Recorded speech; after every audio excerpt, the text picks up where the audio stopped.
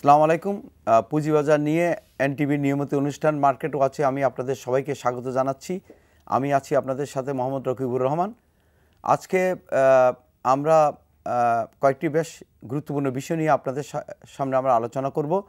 আপনারা জানেন যে গত এক মাস এবং 2 মাস থেকে বাজার কিন্তু ঘুরে দাঁড়াবার চেষ্টা হচ্ছে। আমরা যদি টার্নওভার দেখি এবং আমরা যদি ইন্ডেক্সও দেখি, দুটো যদি আমরা দেখি তাহলে আমরা দেখব যে বাজার ক্রমাগত একটি তার লক্ষ্যপথে পৌঁছার চেষ্টা করতেছে। ঠিক সেই মুহূর্তে আমরা আজকে আপনাদের সামনে আমরা এই আলোচনায় এসেছি। আজকে আমার সাথে দুজন অতিথি আছে যারা এই আলোচনায় অংশগ্রহণ করবেন। আমি প্রথমে দুজন অতিথিকে আপনাদের সাথে পরিচয় করে দিচ্ছি। আমার বাম পাশে আছেন আমাদের শাকিল চৌধুরী সাহেব, চেয়ারপারসন সেন্টার ফর এনআরবি, আপনাকে স্বাগতম। আর আমার ডান পাশে আছেন ডক্টর মোহাম্মদ মুসা, পুঁজিবাজার বিশ্লেষক। তা আপনাদের দুজনকে এনটিভির আজকের এই অনুষ্ঠানে স্বাগত জানাচ্ছি। আমি প্রথমে শাকিল চৌধুরী সাহেব আপনাকে দিয়ে শুরু করতে চাই। শাকিল ভাই, আপনি তো রিসেন্টলি মাননীয় প্রধানমন্ত্রীর সাথে আমেরিকা ভিজিট করে আসছেন। তা আপনি কি আমাদেরকে বলবেন যে বাংলাদেশ, আপনি তো কয়েকটা সেমিনার করেছেন আমাদের কাছে, ইভেন বানকিন করতে নিয়ে গেছিলেন বোধ, আপনার ইউএস অ্যাম্বাসেডারকে নিয়ে গিয়েছিলেন, এর মধ্যে একটা সেমিনার করেছেন। আমাদের বাংলাদেশ সম্পর্কে কি অবস্থা, মানে আমাদের ধারণা বাংলাদেশ সম্পর্কে এখন ওইখানকার বিনিয়োগকারীদের ধারণা কি, কেমন, আপনাকে কিভাবে অ্যাসেসমেন্ট করছেন? আমাদের যে সেমিনারটা হয়েছে, আমরা জাতিসংঘের সাইড লাইনে আমরা একটা বাংলাদেশের লফুল লিভিং লফুল বিজনেসের উপর একটা সেমিনার করেছিলাম সেন্টার ফর এনআরবি থেকে। সেখানে আমাদের প্রতিনিধি দলের, আমাদের ফেডারেশনের প্রেসিডেন্ট সহ একটা প্রতিনিধি দল এবং ইউএস অ্যাম্বাসেডার এবং তাদের লোকজন, আমাদের মাননীয় প্রধানমন্ত্রীর কার্যালয় থেকে অর্থনৈতিক উপদেষ্টা মহোদয় এবং ইউএস চেম্বার অফ কমার্সের নেতৃবৃন্দ,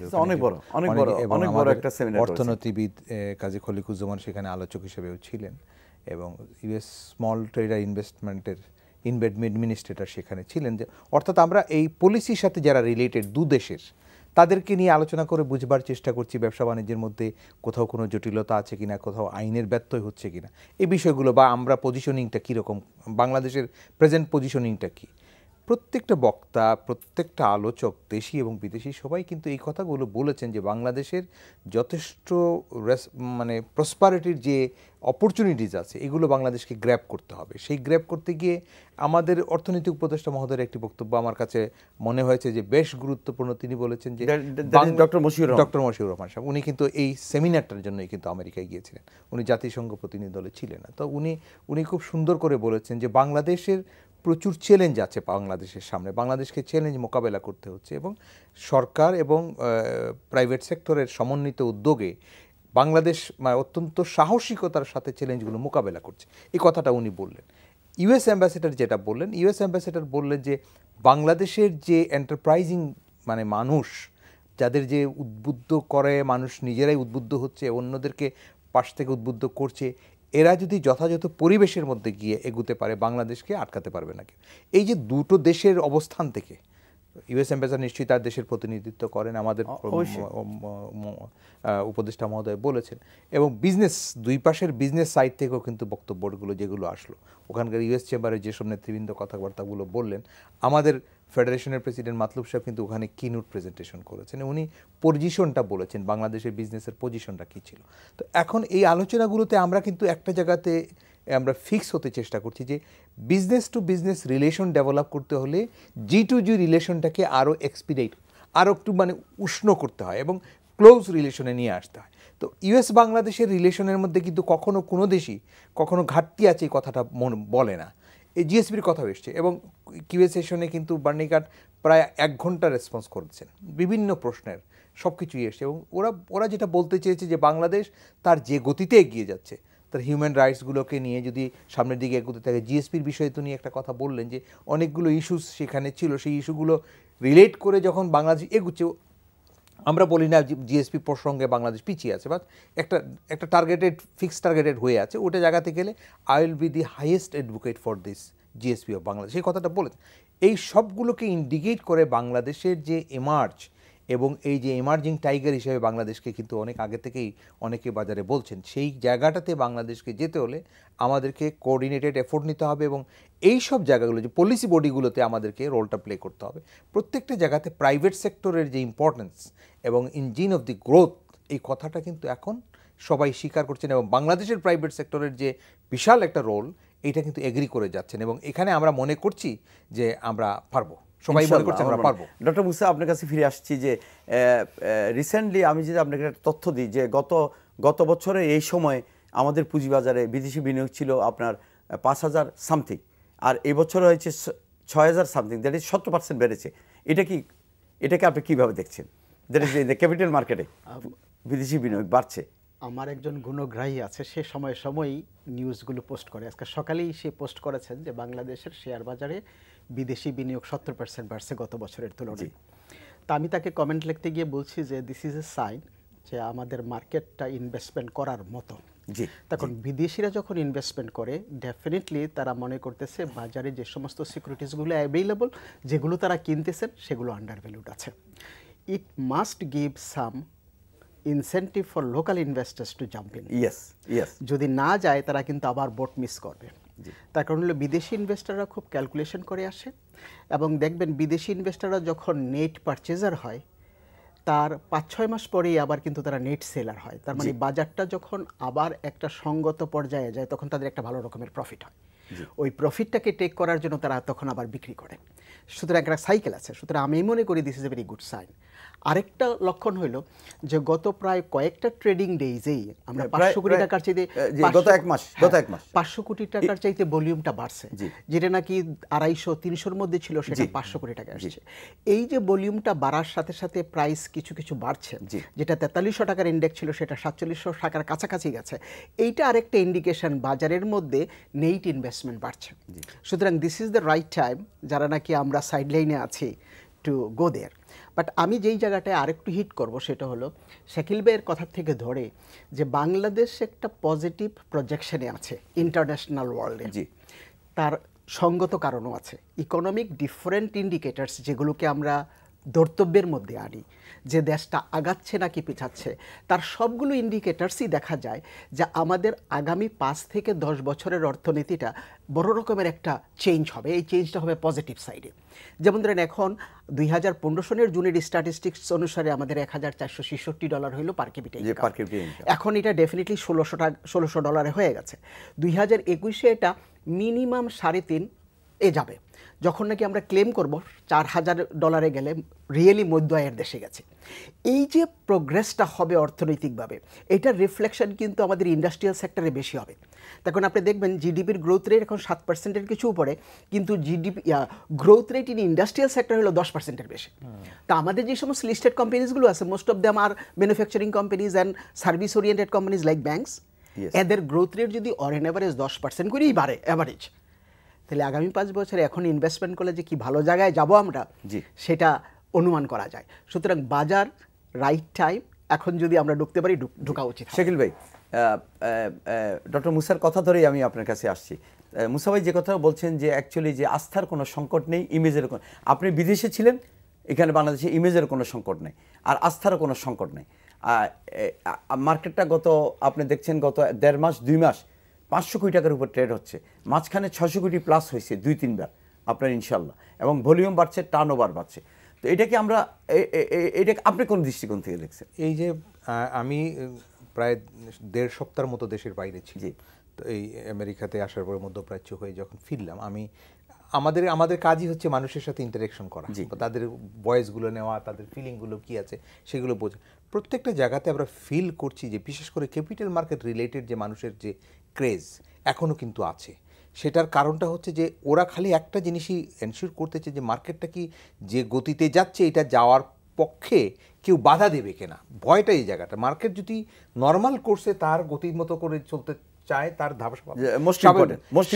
স্বাভাবিক গতিতে, এইখানে কোনো কথন, যেমন অতি কথন আগে আমাদেরকে ক্ষতিগ্রস্ত করেছে, এই অতি কথনের কোনো প্রবণতা দেখা যাচ্ছে কিনা। কারণ এখন কিন্তু বিদেশে আমাদের প্রবাসী বাংলাদেশি বলেন আর বিদেশিরা বলেন, তারা কিন্তু ক্যাপিটাল মার্কেট সম্পর্কে প্রত্যেকেই মনে করে এখানে কোনো অ্যাডভার্স কমেন্ট মার্কেটকে ক্ষতিগ্রস্ত করে, এবং যে কোনোভাবে পজিটিভ নেগেটিভ দুটোতেই কিন্তু মানুষ ক্ষতিগ্রস্ত হয়। Let's market moves its own way with its players. তার পলিসিতে যারা আছেন তারা, তার স্টেক হোল্ডার্স যারা আছেন তারা, এখানে যারা সিকিউরিটিজের মধ্যে যারা কোম্পানিগুলো আছে, যারা ইনভেস্টার আছে, তারা এই এদের যে টিমটা আছে পুরোটা যেটা টোটাল একটা টিম যদি কনসিডার করি সেই জায়গাতে একটা ডিটারমিনেশন কাজ করছে বলে উপলব্ধি হচ্ছে সব জায়গায়। কারণ আপনি 300-400 থেকে 500 প্লাস হয়ে 600-এ গেছে। আপনার মনে আছে আপনারা যখন এর আগে থেকে ছিলেন, আমরা বিভিন্ন দেশে এইটার উপরে রোড শো করেছি, তখন কিন্তু আমরা বলতে চেষ্টা করেছিলাম বাংলাদেশ 1500-1600 কোটি টাকা daily transaction is a normal position of the market.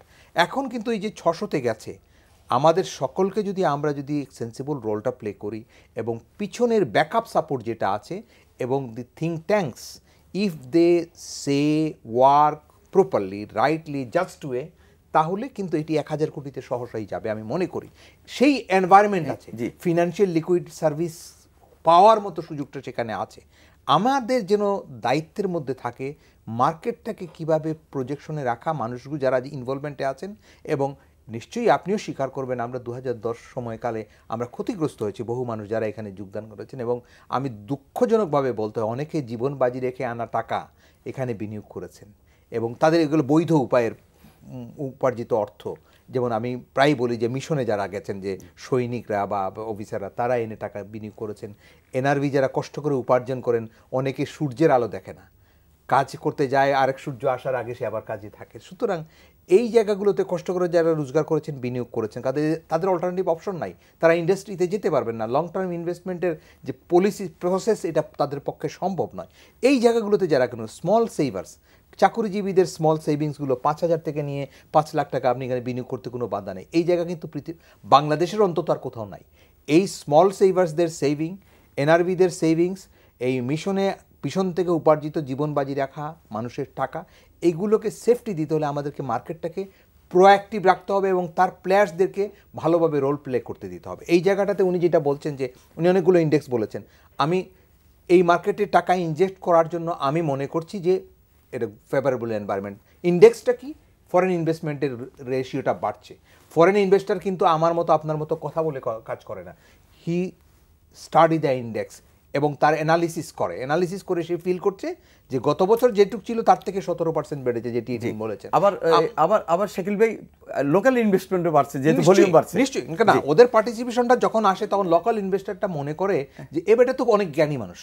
আমাদের ধারণা বিদেশিরা তো বিনিয়োগ করতে যারা আসে তারা কিন্তু লেমেন নয়, তারা কিন্তু স্টাডি করে, ফিনান্সিয়াল অ্যানালিসিস নেয়, তারা অনেক ডাটাবেস কালেকশন করে, রিপোর্ট, ইকোনমিক রিপোর্টগুলো তারা নেয়, দেশের স্ট্র্যাটেজিগুলো নেয়, ইন্ডেক্সগুলোর ফোরকাস্টটা নেয়, পলিটিক্যাল সিচুয়েশনগুলো নেয়, তখন কিন্তু তারা ইনভেস্টমেন্ট করতে। উনি একটা সাইকেলের কথা বলেছেন, আমি আমাদের দর্শকদের সুবিধার জন্য এই কথাটা আবার রিপিট করতে চাই। উনি প্রপারলি বলেছেন যে এই সাইকেলটা কিন্তু ধরতে হবে, পারচেজ করার সাইকেল ধরতে হবে এবং সেল করার সাইকেলেও আমি থাকতে হবে। আমি ডক্টর মুসা আবার আপনার কাছে ফিরে আসি। বিনিয়োগকারী কখন বাজারে আসবেন, কখন বিনিয়োগ করবেন, এটা তার নিজস্ব ব্যাপার। আমি মনে করি আমার অভিজ্ঞতা থেকে আমি বলছি, একজন বিনিয়োগকারী কখন আসবেন, কারণ বিনিয়োগকারী আপনাদের রিসার্চ করেছেন এইটার উপর, যে পৃথিবীর সব দেশে সব বিনিয়োগকারী তার টাকার একটি অংশ, তার উদ্বৃত্ত টাকার একটি অংশ পুঁজিবাজারে বিনিয়োগ করে, বাকি সে বন্ডে রাখে, ইমার্জিং মার্কেটে যায়, অনেক কিছুতে আছে, অনেক কিছুতে রেখে একটি অংশ সেখানে। তো বিনিয়োগকারী কখন আসবেন তার নিজস্ব ব্যাপার। তো এই ব্যাপারে আপনি এই ব্যাপারে অনেক সময় অনেক কথা বলে যে বিনিয়োগকারী আসছেন না, বিনিয়োগকারী এখনো আস্থা ফিরে পাচ্ছেন না। বিনিয়োগকারী কিসের উপর আস্থাটা ফিরে পাবেন, যে এটা যদি কেউ বলে থাকে যে বিনিয়োগকারী আস্থা ফিরে পাচ্ছেন না? একটা জায়গায় যেটা আমাদেরকে বুঝতে হবে, যে হঠাৎ করে যদি লোকজন ক্ষতিগ্রস্ত হয়, যে কারণে ক্ষতিগ্রস্ত হয়েছে সেটা কিন্তু তার মেমোরিতে থাকে।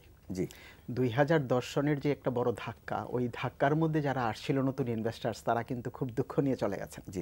তাদেরকে ফেরানো খুব কষ্টসাধ্য ব্যাপার। তারা জানেন যে শেয়ার মার্কেটটা একটা বড় ঝুঁকিপূর্ণ জায়গা। এখন নতুন ইনভেস্টার যারা সাইড লাইনে আছেন, তারাও কিন্তু ভয় পাচ্ছেন। আমি আপনাকে আরেকটু হিস্টোরিক্যাল পার্সপেক্টিভ দেই। 1996-এ ইউ লিভ দেয়ার, যখন আমাদের ক্র্যাশটা হলো, it followed by about 5 to 6 years একটা বড় রকমের বিয়ারিশ মার্কেট। এটা কিন্তু সঙ্গত কারণে বাংলাদেশে হয়েছে। কারণটা হলো বাংলাদেশ অন্যান্য স্টক মার্কেটের চাইতে একদিক দিয়ে ইউনিক। ওই ইউনিকনেসটা কোন জায়গায়? আমাদের মার্কেটেই দেখবেন যা ইন্ডিভিজুয়াল ইনভেস্টার যারা আছেন, তারা ব্যাপক অংশের ট্রানজাকশনটা করেন, অন্যান্য দেশ করেন।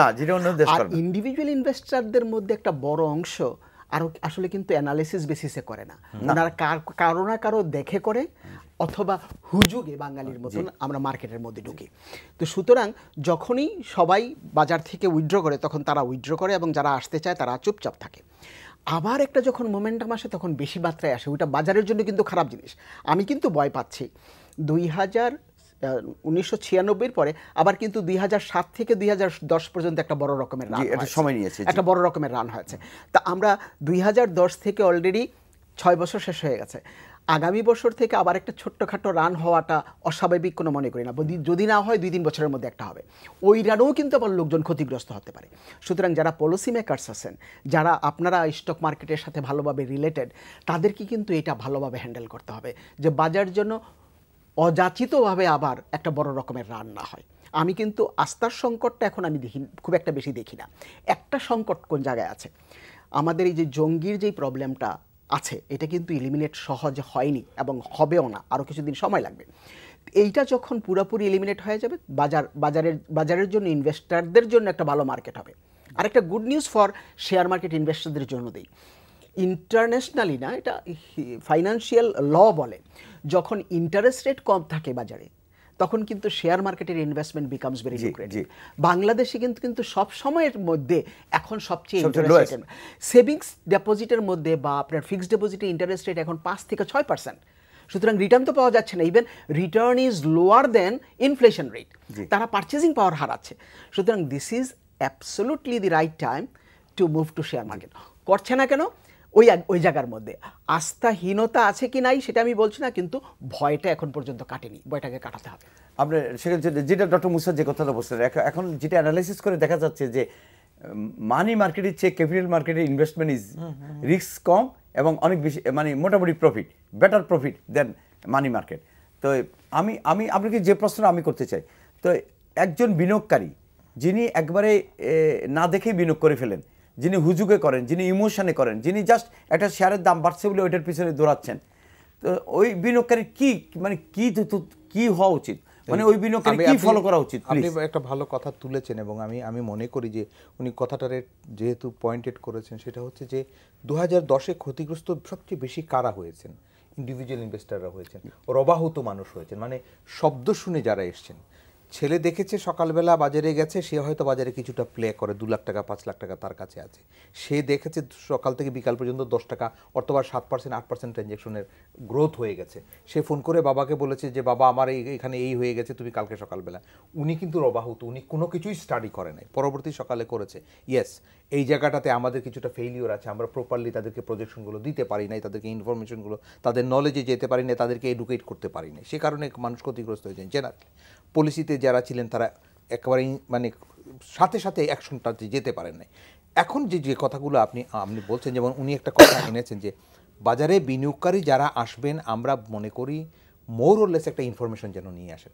অ্যাটলিস্ট আমি বলি যে আপনি বইপত্র ঘাটাঘাটির দরকার নাই, ওই আপনার মানে ওয়ার্কিং আওয়ারে আপনার স্টক শো দেখবার দরকার নাই। আপনি যে হাউসে বিনিয়োগ করতে যান, ওই হাউসে একটা দিন 2টা দিন স্টাডি করেন, যান বা তাদের সাথে কথা বলেন, তাদের পরিবেশ, তাদের খোঁজ খবর নেন। তখন হয় কি কোম্পানিগুলোর ব্যাপারে তারা একটা ভালো ইনফরমেশন। আরেকটা কথা শাকিল ভাই, আপনাকে জাস্ট সহযোগিতার জন্য বলছি, ডক্টর মুসা ভাই আপনাদেরকে বলছি যে ঠিক আছে, উনি যে হাউসে যান অন্তত যদি ওখানে একজন সফল বিনিয়োগকারী তো উনি পেতে পারেন, তো ওই সফল বিনিয়োগকারীর সাথে উনি থাকুন। শুধুই তাই নয়, যিনি তার ট্রেডটাও করেন, ওর কাছে কথাবার্তা বললেও সে কিন্তু তার ক্ষতি চায় না। না না না, যে ব্রোকারেজ হাউসে যে বায়ার যাচ্ছে, সে কিন্তু ওই ব্রোকারেজ হাউস কখনো চায় না যে ও ক্ষতিগ্রস্ত হোক, সে চায় নিশ্চয়ই উনি লাভবান। অবশ্যই এই লাভবান হওয়ার জন্য উনি রাস্তায় একটা কথা শুনলেন, এটা হিউমার হতে পারে, শুনে গিয়ে হয়তো বললেন রকিব ভাই আপনার একটা ব্রোকার হাউস গেছে, গিয়ে বলছে রকিব ভাই আপনি আমার জন্য এই 20 শেয়ারটা কিনে ফেলেন এই 2 লাখ টাকার।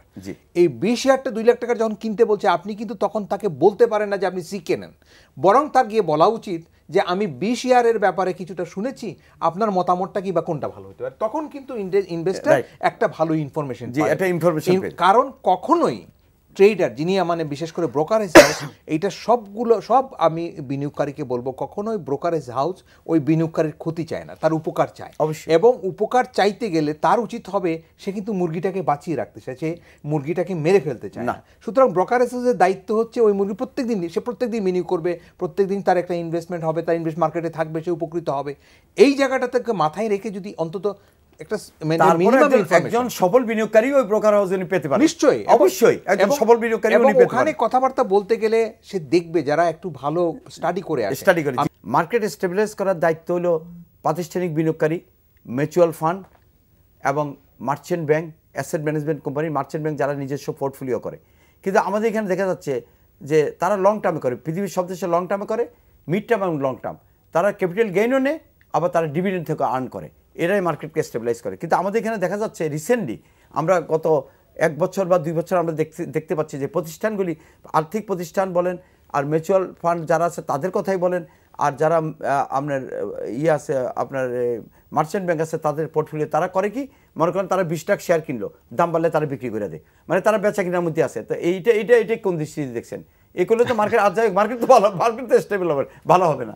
মানে যাদেরকে বেশি সেন্সিবল ইনভেস্টর হিসেবে আমরা ধারণা করছি তারা সেন্সিবল কাজটা করতেছে না, আপনার বক্তব্য থেকে যেটা না, এটা আমরা তথ্য আমার কাছে যেটা মনে হয় আর কি, সেটা হলো আমরা যেটাকে বলি আর কি, বাজারটা যখন ডিরেলড হয়ে যায়, ডিরেলড হওয়া মানে কি, এটা একটা নর্মাল কোর্স আছে, কোর্স থেকে হয় উপরের দিকে চলে গেল বা নিচের দিকে চলে গেল, এটাকে বলি আমরা deviation from the normal course.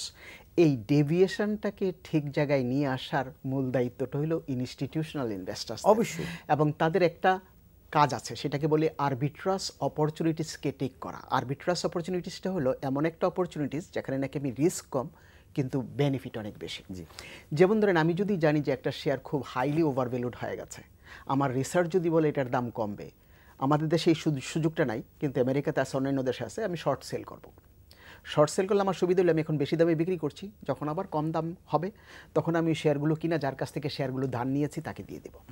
আচ্ছা, যখন দেখি যে হাইলি আন্ডার ভ্যালুড হয়ে গেছে, বাই দ্য ওয়ে এখন যদি আপনি ফাইন্যান্সিয়াল সার্ভিসেস ইনস্টিটিউশনসগুলোর লিস্টেড সিকিউরিটিসগুলো দেখেন, স্পেসিফিক্যালি কমার্শিয়াল ব্যাংক, আপনি মেনশন করেছেন ওয়ান ব্যাংক, অবশ্যই আমি বলবো a number of them are so highly undervalued, this is the right time to invest. তো এখন প্রশ্নটি হলো এই ইনভেস্টমেন্টটা কারা করবেন? আমি তো সাধারণ ইনভেস্টারদের কাছে এটা আশা করি না, এখন তারা তো অ্যানালিসিস করে না, করবেন কারা? আবার সাধারণ বিনিয়োগকারী তো লং টার্ম ধরে রাখতে পারে না, ক্যাপাসিটি তাদের নাই। That's what. কিন্তু প্রশ্নটা কারা এটা আইডেন্টিফাই করবেন? যাদের নাকি ক্যাপাসিটি টু রিসার্চ আছে। ক্যাপাসিটি টু রিসার্চ কাদের আছে? মিউচুয়াল ফান্ড ম্যানেজার্সদের আছে, অ্যাসেট ম্যানেজমেন্ট কোম্পানিগুলো আছে, মার্চেন্ট ব্যাংকের আছে, ফাইন্যান্সিয়াল ইনস্টিটিউশন, থিওরিটিক্যালি আপনার বড় বড় ব্রোকারেজ হাউসদের আছে। জি, এদের যদি টাকা থেকে থাকে, ওই যে বললেন তাদের যদি কিছু টাকা এখন ডিপোজিটে থেকে থাকে মানি মার্কেটে, এই টাকাগুলো এখন সরিয়ে নিয়ে এসে ক্যাপিটাল মার্কেটে ইনভেস্টমেন্ট করা উচিত টু ক্যাপিটালাইজ গ্রেটার বেনিফিট। যদি না করে থাকে তারা তাদের মূল দায়িত্ব থেকে ক্যাপিটাল মার্কেটকে বঞ্চিত করলো। সুতরাং আমরা এবং ক্যাপিটাল মার্কেট স্টেবল হবে না, রাইট। আমরা যেটা মনে করি এইটার জন্য একটা ওভারসাইট লাগবে রেগুলেটরি এজেন্সির। যদি সে তার সীমার মধ্যে শেয়ার মার্কেটে যতটুকু ইনভেস্টমেন্ট করার কথা যদি না ইনভেস্টমেন্ট করে থাকেন, এটা দেখার জন্য তো একটা সংস্থা। সমস্যাটা একটাই মুসা ভাই, সমস্যা হলো একটা, ওনারা কিনেন কিন্তু ওনারা যেখানে মিড টার্ম শর্ট টার্মে থাকবেন, ওনারা ক্যাপিটাল গেইনও করবেন, ওনারা ডিভিডেন্ড আর্ন করবেন, দুই দিকে থাকবেন মার্কেটকে স্টেবিলাইজ করার জন্য। কিন্তু দেখা যাচ্ছে যে অনেকে জাস্ট বোধহয় মাদার অর্গানাইজেশন বলছে যে তোমরা এটা বেচা কিনা করে তোমাদের বেতন আর্ন করবা এবং আমাদেরকে তোমরা প্রফিট দিবা। তো এটাই যদি হয় তাহলে তো এটা তো অ্যাকচুয়ালি না, ওটা তো এই যে বললাম, না, এটা তো ঠিক না, ওটা তো সেন্সিবল কাজ না। না, আমি শাকিল ভাই আপনাকে তুলে ধরতে, আমি দুটো উদাহরণ আপনাকে তুলে ধরতে চাই। মিউচুয়াল ফান্ডগুলোকে বিনিয়োগ করার কথা বলা হয়েছে, একটা পোর্শন এখন সিকিউরিটি ঠিক করে দিয়েছে, সব এক জায়গায় না, যে 40% তুমি বিনিয়োগ করবা সেকেন্ডারি মার্কেট। এখন দেখা যাচ্ছে মিউচুয়াল ফান্ড সেকেন্ডারি মার্কেটে বিনিয়োগ না করে বিনিয়োগ করেছে ফিক্সড ডিপোজিটে। আরেকটি ব্যাংকের কথা আপনাকে বলছি, one of the biggest bank in the কান্ট্রির নাম আমি নিলাম না, ওকে দেওয়া হয়েছে 500 কোটি টাকা সেকেন্ডারি মার্কেটে বিনিয়োগ করার জন্য, উনি ওটা ফিক্সড ডিপোজিট করে বসে আছেন। তো আপনি আমাকে বলেন how to stabilise the market. আমি আপনাদের বলি, প্রথম আমাকে একটা জায়গাতে বেসিক জায়গা বোধহয় এনশিওর করতে হবে যে লাইসেন্সিং রেসপন্সিবিলিটি। আপনার যে লাইসেন্স, যে কাজের লাইসেন্স আপনি পেয়েছেন, আপনি দন্ত চিকিৎসক হিসেবে লাইসেন্স পেয়েছেন, আপনি যদি খালি পাউডার বিক্রি করেন তাহলে হবে না, আপনার কিন্তু দাঁতের ডাক্তারি করবার জন্য লাইসেন্স দেওয়া হয়েছে। আপনি মিউচুয়াল ফান্ডের লাইসেন্স পেয়েছেন, মিউচুয়াল ফান্ডের হ্যান্ডলিং করবা, মার্চেন্ট ব্যাংক মানে যে খাতে ডিলারশিপটা আপনি পেয়েছেন, এর কাজ কিন্তু ডিপোজিট মার্কেটের ফিক্সড ডিপোজিট করা নয়। আপনার এই মার্কেটের ক্যাপিটাল মার্কেট রিলেটেড যে প্রমোশনাল অ্যাক্টিভিটিস আছে আপনি ওখানে যাবেন। একটা কথা আপনি আনলেন যে একটা ভালো ব্যাংক, তার শেয়ারের দামটা বাজারে আছে 5% 10% প্লাস মাইনাসে আছে তার ফেস ভ্যালু থেকে। এ বছরের শেষে বা এই গত 3 বছরে বা 5 বছরে ডিভিডেন্ড কীরকম দিয়েছে, যদি দেখা যায় সে 10%ও ডিভিডেন্ড দিয়েছে বা 15% ডিভিডেন্ড দিয়েছে, এখানে লং রান ইনভেস্টমেন্ট করবার স্কোপ আপনার রয়ে গেছে। 9 টাকা মনে করেন ফেস ভ্যালু ছিল 10 টাকা, 9 টাকা আছে বাজারের ভ্যালু, আপনি কিনে রেখেছেন, আপনি জানেন ওরা তাদের ট্র্যাক রেকর্ড হচ্ছে তারা 10, 15, 20%, 25% করে ডিভিডেন্ড দিচ্ছে প্রতি বছর। আপনার এটা তো ক্যাপিটালের প্রাইস বারবার তো দরকার নাই। আপনি যদি ডিভিডেন্ড নিতে চান, ক্যাপিটাল গেইনের তো কোনো প্রয়োজন নাই না, যদি আপনি ক্যাপিটাল গেইন যদি আপনি নিতে চান শর্ট টার্মে সেটা অন্য ইস্যু, কিন্তু আপনি যদি মনে করেন আমি ইনভেস্টমেন্ট করেছি আমি ক্ষতিগ্রস্ত হব না, এই শেয়ার কিন্তু আপনি ধরে রেখে দেন, 9 টাকার শেয়ার আপনি ধরে রেখে দেন, আপনি গত 3 বছরের ট্র্যাক রেকর্ডটা দেখেন সে 10 টাকা বা 12 টাকা ডিভিডেন্ড দিয়েছে কিনা, তাহলে কিন্তু আপনি লুজার হওয়ার কোনো কারণ নেই। কারণ ফিক্সড ডিপোজিটে আপনি যদি পান, আমার ধারণা অনুযায়ী যে যেখানে যত কথাই বলুন না কেন, এখন বাংলাদেশের বাজারে ফিক্সড ডিপোজিটে নেট গেইন 5-6% বেশি হওয়ার কোনো কারণ নেই, কারণ অনেক চলে আসছে নিচে।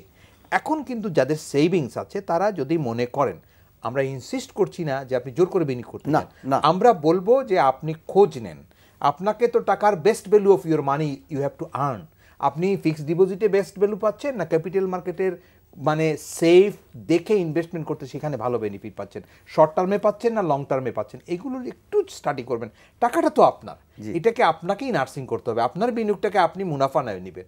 এই যে আশপাশের যত রকমের আলোচনা, যত রকমের ইনস্টিটিউশনাল সাপোর্ট আমরা যা বলছি সবই কিন্তু to encourage people for his well being.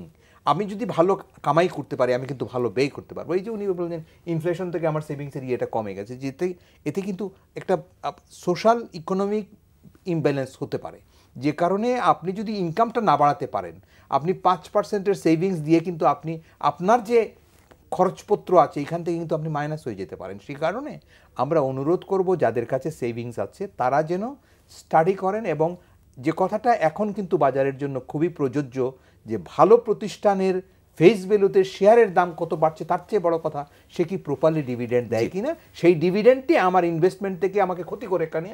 এবং 10 টাকার শেয়ার যদি আমি 9 টাকায় কিনতে পারি এবং সেই ভদ্রলোক যদি বছরের 15 টাকা আমাকে মুনাফা দেয়, তাহলে এটা তো আমার তো অনেক ভালো অনেক। এবং তারপরে পরবর্তী সময়ে যদি কোনো সময় ক্যাপিটাল গেইনের সুযোগ পাই সেটিও আমার নেওয়ার মাথায় রাখি। জি, আমি আপনার কাছে ডক্টর মুসা ভাই, আপনি যদি লাস্ট 2 মান্থ যদি স্টাডি করেন, মার্কেটকে স্টাডি করেন, তাহলে মার্কেট যেভাবে উঠানামা করছে, যদি কোনো সময় দেখা গেছে যে 15 ইন্ডেক্স 15, 16, 20, 25 বাড়ছে, আবার 2, 3, 4, 10 কমছে, টার্ন ওভার 300, 350, 400, 450, 500, 550-তে আছে, এটা তো আমার মনে হয় একটা ওয়ান্ডারফুল। আপনি কি মনে করেন যে এটার সম্বন্ধে আপনি কি বলেন? মানে এই জাস্ট এই আস্তে আস্তে মানে এই বৃদ্ধিটা এবং হওয়া, উঠানামা করা, এটা তো একটা ভালো লক্ষণ বলে তো আমি তো আপনার কি মনে হয় মুসা ভাই? আপনাকে একটা প্রেক্ষিত দিই। এই বছরের প্রথম আলো যে ছেলেটা এই শেয়ার মার্কেট সম্পর্কে লিখে আমাকে জিজ্ঞেস করতেছে আপনি কি আশা করেন ইন্ডেক্সটা কোন জায়গায় যাবে। ওই সময় ইন্ডেক্সটা ছিল 4748-এর মতো। তা আমি বলছি given the macro economic variables and the pattern, আমার মনে হয় অ্যাটলিস্ট 55 থেকে 56-শতে ইন্ডেক্সটা যাওয়া উচিত by the end of this year. কিন্তু প্রেডিকশন করার পরে দেখা গেল যে এটা 43-এ নেমে আসছে। সমস্যাটা হলো এই জায়গায় যে আমরা যারা বিশ্লেষণ করছি, আমরা যারা ম্যাক্রো ইকোনমিক ভেরিয়েবলস নিয়ে ডিল করছি, মাইক্রো ইকোনমিক ইনফরমেশনে ডিল করছি, আমাদের কিন্তু all indicators are in general বাজারটা বেয়ারিশ অ্যান্ড আন্ডারভ্যালুড বাজার কেন দাম উঠবে না সেটার একটাই এক্সপ্লেনেশন থাকতে পারে যে আমাদের ইনভেস্টাররা বোধহয় এই বিশ্বাসটা করেন না করার একটা কারণ আপনি কিন্তু উল্লেখ করেছেন। একটা কারণ হলো যে আমাদের যারা ব্যক্তি বিনিয়োগকারী আছি তারা তো বুঝি না, তারা অনেক সময় রাইট সময় ঢুকি না, আবার রাইট সময় বের হই না, কোনোটাই করেন না, উল্টা করেন। ওনারা যখন শেয়ারের দাম বাড়তে থাকে তখন আসেন, আর যখন শেয়ারের দাম কমে যায় তখন ওনারা বিক্রি করে উল্টা করি। আচ্ছা, এদের কাজগুলোকে নিগেট করার জন্য যাদের ভূমিকা সবচেয়ে বেশি বড় সেটা হলো যে বলে মিউচুয়াল ফান্ড ম্যানেজার্স আছেন, মার্চেন্ট ব্যাংকস আছেন, তারা কিন্তু সেই কাজটা করতেছেন। যদি করতেন বাজার এত নিচে থাকতে পারতো না। আপনি কিভাবে চিন্তা করেন একটা কোম্পানির পি রেশিও 5-6 এবং কোম্পানিগুলো কিন্তু খুব খারাপ না, আপনি অল অ্যানালিসিস করে দেখেন, একেবারেই তো খারাপ না। একটা ব্যাংক যদি 10% ডিভিডেন্ড দেয়, তার পি রেশিও যদি 5 হয়, এর চাইতে ভালো ইনভেস্টমেন্ট আপনি কোথায় পাবেন? আমি তো জানি না। একটা পার্সপেক্টিভ হয়তো থাকতে পারে যে ব্যাংকের আমাদের সংবাদপত্রেরও কিন্তু দোষ আছে মিডিয়ার, যে নেগেটিভ জিনিসগুলো আমরা যত হাইলাইট করি পজিটিভ জিনিসগুলো তত হাইলাইট করি না। যেমন ধরেন ব্যাংক সম্পর্কে বড় যে সময় নিউজ দেখবেন কি তাদের প্রভিশন বেড়ে গেছে, তাদের অবস্থা খুব খারাপ, ক্যাপিটালের পজিশন খারাপ, কিন্তু ভালো যে সমস্ত ব্যাংকগুলো করতে সেগুলোর কথা কিন্তু আমরা বলি না। এতে একটা ইমপ্রেশন আমাদের যেটা আমরা ভালোটা বলতে অনেক সময় ভালোটা বলতে শিখি না, ইমপ্রেশনটা কারণ প্রশংসা করতে শিখি না, ভালো বলতেও শিখি না, সেইটাই খারাপ। এখন আমি একজন সাধারণ বিনিয়োগকারী, আমি কিন্তু ওই নিউজটা থেকে যে অ্যানালিসিসটা পাই যে ব্যাংকের শেয়ারের কাছে যাবা না, ইন্স্যুরেন্সের কোম্পানির শেয়ার, হ্যাঁ অনেক খারাপ ব্যাংক আছে, অনেক ইন্স্যুরেন্স কোম্পানি আছে, তার মধ্যে অনেক ভালো ব্যাংক আছে, অনেক অনেক অনেক ভালো ইন্স্যুরেন্স কোম্পানি আছে, ফাইন্যান্স কোম্পানি আছে, ভালোটাকে তো আপনি ক্ষতিগ্রস্ত করছেন। জি। তো সুতরাং আমাদেরকে যেটা দরকার এই বাজারের মধ্যে বিশ্লেষণধর্মী ইনভেস্টার্সদেরকে উৎসাহিত করতে হবে বাজারটাকে, তারাই কিন্তু লং টার্মে। আমরা অনুষ্ঠানের একবার শেষ পর্যায়ে আপনি বাজার সম্পর্কে আপনার আশা। আমি বাজার সম্পর্কে যে আলোচনা এবং আপনারা যেহেতু কাজ করছেন, বাজারকে সামনের দিকে নেওয়ার জন্য উপযুক্ত পরিবেশ আছে। বাজার সামনে যেতে গেলে, বাজার যদি এগুতে থাকে, আমরা যেন পিছন থেকে রাশ টানবার চেষ্টা না করি অপ্রয়োজনীয় কারণে। প্রয়োজন এবং যথাযথ ইন্টারফারেন্সের যখন প্রয়োজন হবে তখন যেন হয়, এবং অপ্রয়োজনীয় ইন্টারফারেন্স যেন এটাও শাকিল ভাই, এমন কোনো বক্তব্য আমরা না দিই মানে অসত্য বক্তব্য যেটার পিছনে কোনো সত্যতা নাই, যেটা বাজারকে ক্ষতিগ্রস্ত করে, অ্যাটলিস্ট ভিত্তিহীন কথা এবং ভিত্তিহীন অপ্রয়োজনীয় আলোচনা কিন্তু বাজারকে সবসময় ক্ষতিগ্রস্ত করে। জি, এটা বিশ্বব্যাপী, আমাদের কারো করা উচিত না আমি মনে করি। এই যে উনি একটা কথা বলেন, নেগেটিভ ইনফরমেশনগুলো আসছে, নেগেটিভের পাশে আমরা যারা রিলেটেড আছি আমাদের দায়িত্ব হবে পজিটিভগুলোকেও তার পাশে বসায় দেওয়া। তখন একজন বিনিয়োগকারী নেগেটিভ এবং পজিটিভ মূল্যায়ন করে 50টা 60টা ব্যাংকের মধ্যে 5টা ব্যাংক খারাপ আছে, 50টা ভালো আছে, এই কথাগুলো প্রচার দরকার আছে। ডক্টর মুসা, জাস্ট এক সেকেন্ডে যদি কিছু বলেন। না, আমি যেটা বলবো ইনভেস্টারসদের এখন রাইট সময়, জি, সাইড লাইনে থাকলে চাপ দেয়ার। এখন বিদেশি বিনিয়োগকারী যেহেতু করছেন, বুঝতে হবে যে বাজার ভবিষ্যতে ভালো। Thank you very much. প্রিয় দর্শক, এতক্ষণ আমাদের আলোচনা শুনলেন। আমাদের এখানে আস্থারও কোনো সংকট নাই, ইমেজেরও কোনো সংকট নাই। আপনি কখন আসবেন, কখন বিনিয়োগ করবেন সেটা আপনার ব্যাপার, কিন্তু সবাই কথা বলছে যে এই মুহূর্তে আপনার পুঁজি মানি মার্কেটের চেয়ে ক্যাপিটাল মার্কেটে যদি আপনি বুঝিয়ে এবং একজন সফল বিনিয়োগকারীর সাথে থেকে যদি আপনি বিনিয়োগ করেন, ইনশাল্লাহ আপনি লস করবেন। আর দ্বিতীয় কথা হলো প্রাতিষ্ঠানিক বিনিয়োগকারী, মিউচুয়াল ফান্ড এবং যারা আপনার মার্চেন্ট ব্যাংক আছে পোর্টফোলিও করেন, তারা যদি তাদের সঠিক দায়িত্ব পালন করেন, আমরা মনে করি, আমরা সবাই বিশ্বাস করি বাজার তার কাঙ্ক্ষিত লক্ষ্য পথে পৌঁছবে এবং পুঁজিবাজার এই দেশে ভালো হবে এবং এই দেশের উন্নয়ন এবং উন্নয়নের জন্য এবং এদেশের ইনফ্রাস্ট্রাকচার ডেভেলপমেন্টের জন্য পুঁজিবাজার তার ভূমিকা অবশ্যই রাখবে। আপনাদেরকে আমাদের সাথে থাকার জন্য অসংখ্য ধন্যবাদ। আগামী দিনে আগামীকাল একই সময় আবার আপনাদের সাথে দেখা হবে। ততক্ষণ পর্যন্ত আবার ভালো থাকেন এবং সুস্থ থাকেন। আসসালামু আলাইকুম। বাবা।